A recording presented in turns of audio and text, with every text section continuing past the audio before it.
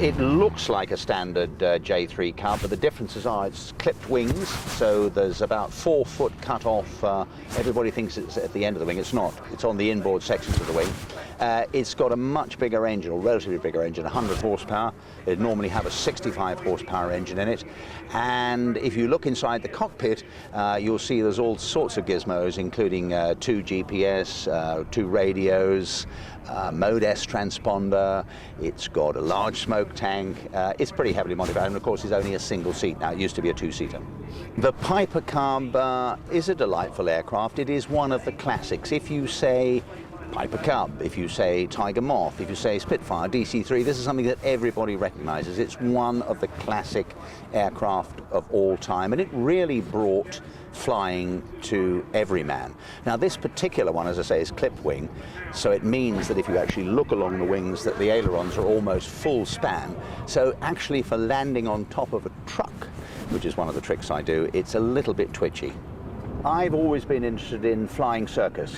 It's a tradition that goes back very largely to the golden age of flying between the wars, between the First World War and the Second World War.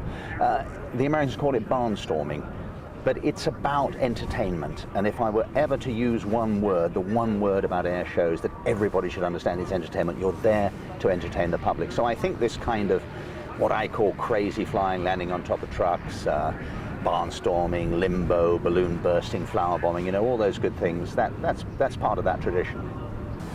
The joy of flying and interest of flying for me, it's all about empowerment, and for the average person, you know, who stands at 1G and walks at 3 miles an hour, now people have traveled at 3 times the speed of sound. They've been up to the very edge of space as well, of course, as going into space.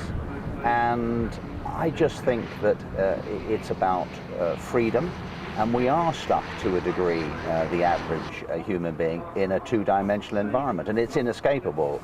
There's left and right and wrong and yes and no and here and there and up and down and good and bad, and all those things can be left behind, and there's only 2 circumstances in life physically where you can do that, and both of them are in fluids, because of course air, like water, is a fluid. Yes, you can be 3-dimensional as a diver in the water. That's a fantastic thing. The same, you have that freedom in the air. You have it nowhere else.